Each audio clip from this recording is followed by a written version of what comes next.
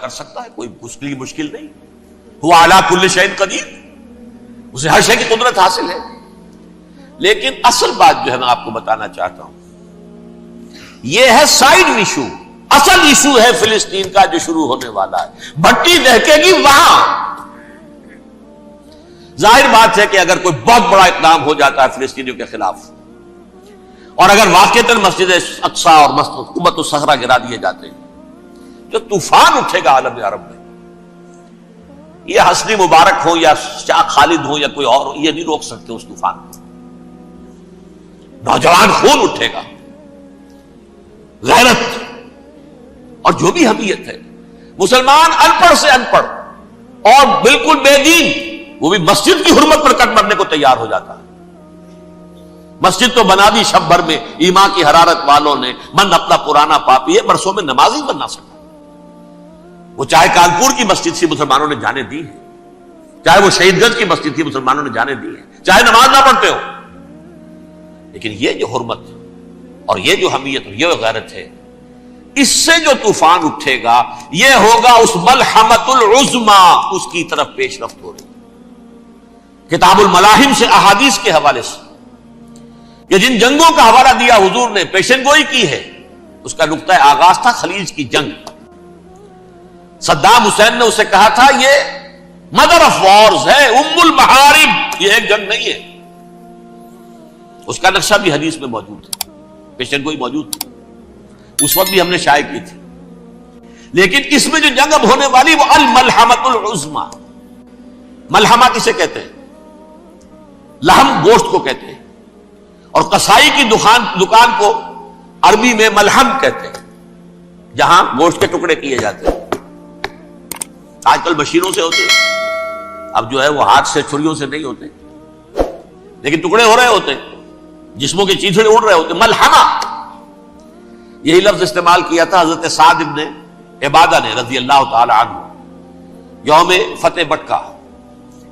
ان کے دل میں تھا کہ اب ہم انتقام لیں گے ان عربوں سے، ان قریش سے.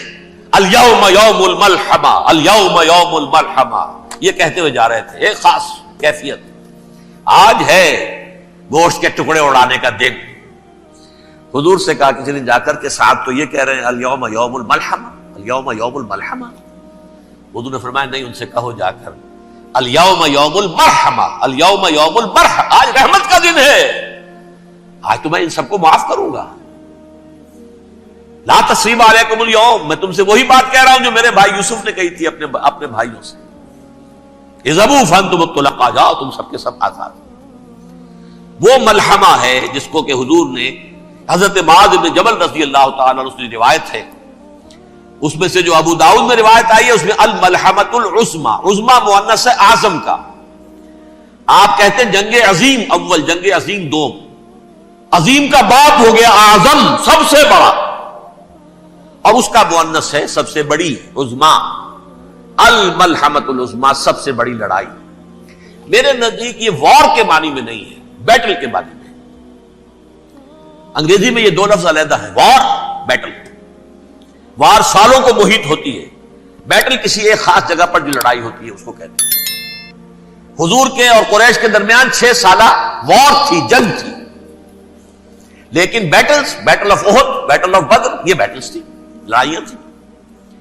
تو عظیم ترین جنگ شاید اس اعتبار سے نہ ہو جیسے کہ ورلڈ وار 1 اور ورلڈ وار 2، یعنی اس کی وسعت کا اتنا معاملہ نہیں اور طوالت کا نہیں. لیکن جو لڑائی جو ہے بیٹل ہونی ہے، جس کو کہ یہ لوگ، یا چونکہ میں نے کہا تھا شروع میں کہ سرما ہے میری آنکھ کا خاک حجاز و حول قدس.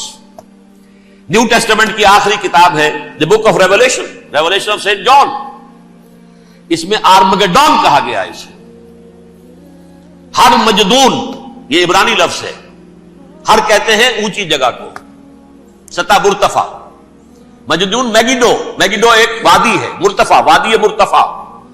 یہ ہے واقع لبنان، اسرائیل اور شام کے درمیان جو ٹکڑا، جو ٹرائنگل بنتی ہے، یہ ہے. یہاں پر بڑی جنگ لڑی جائے گی، اور یہ جنگ صلیب ہوگی جو کہا ہے بش نے، یہ جنگ صلیب.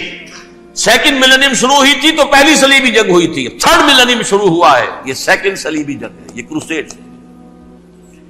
اور میں اس مرتبہ امریکہ گیا تھا تو پہلی مرتبہ مجھے وہاں ایک رسالہ ملا ٹرمپٹ نام کا.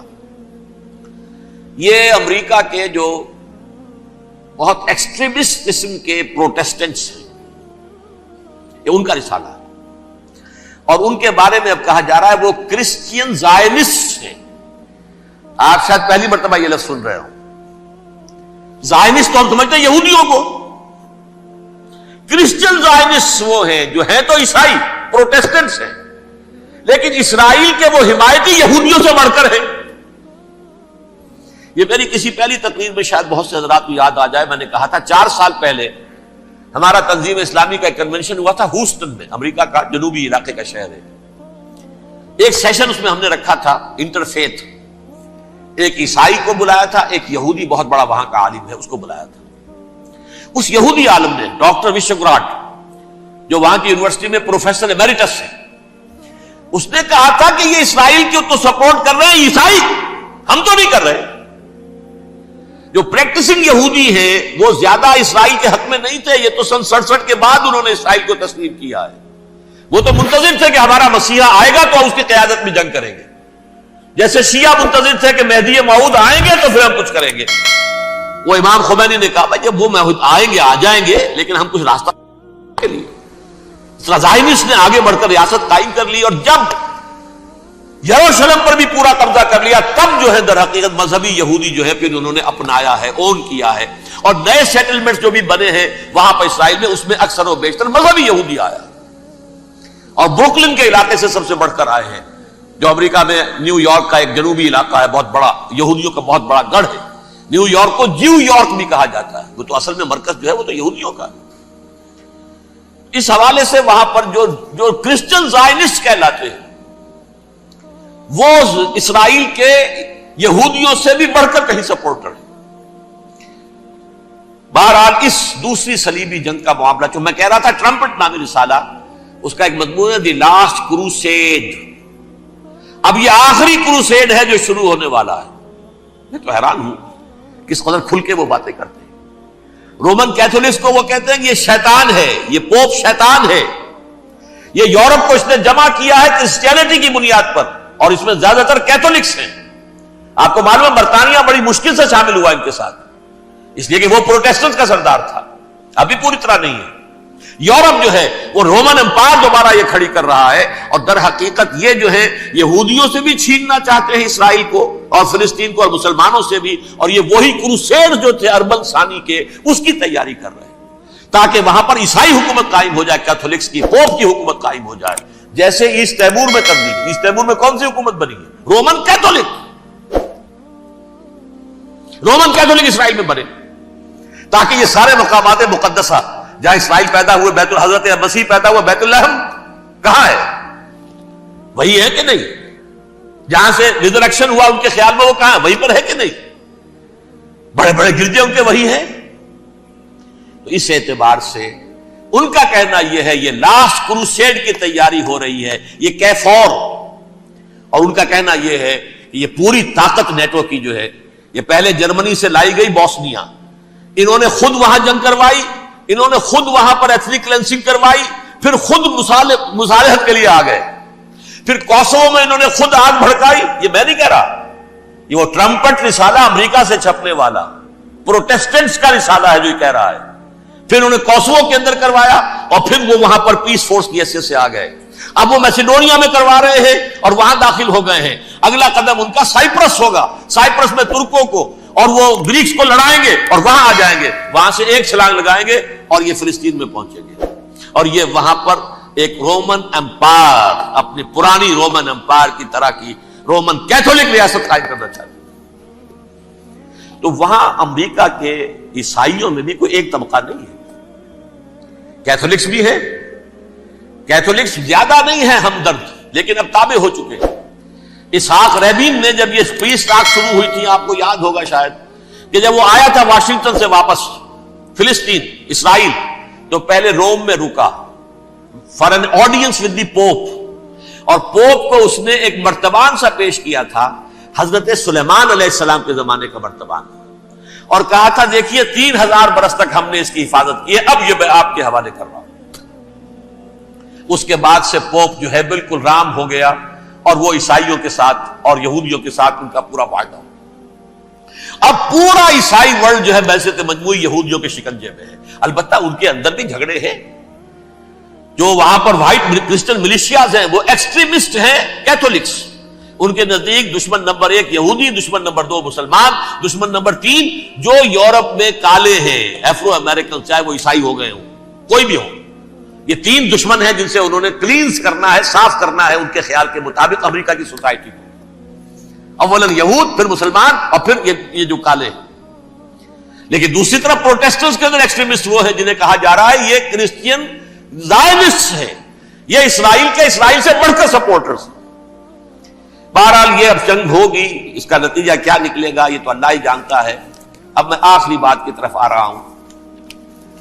آخری نتیجہ تو جو بھی کچھ اپس اینڈ ڈاؤنز آئیں گے،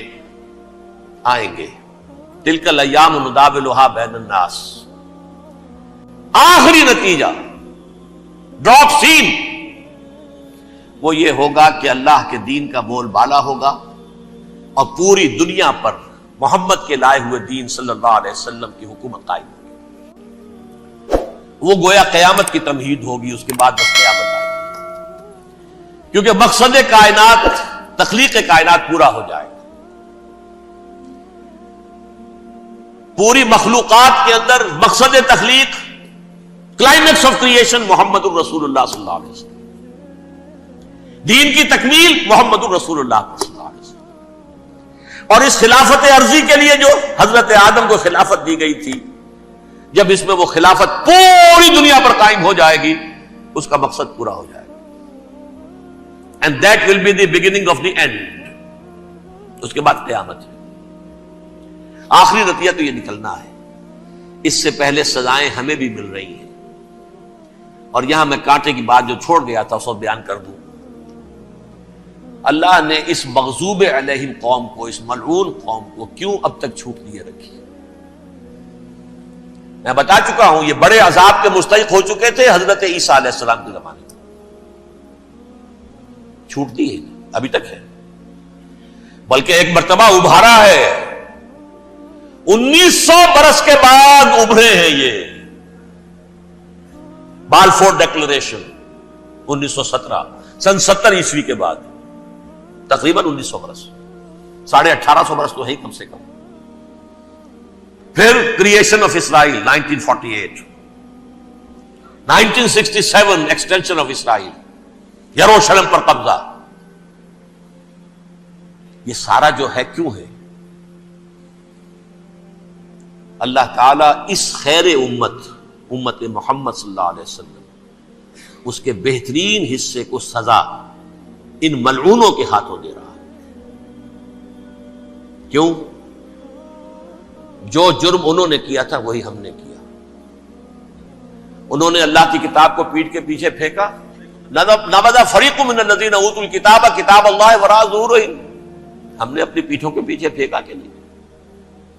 کولونیل رول سے آزاد ہوئے، کہیں اسلامی قانون نافذ کیا، کہیں اسلامی نظام قائم کیا؟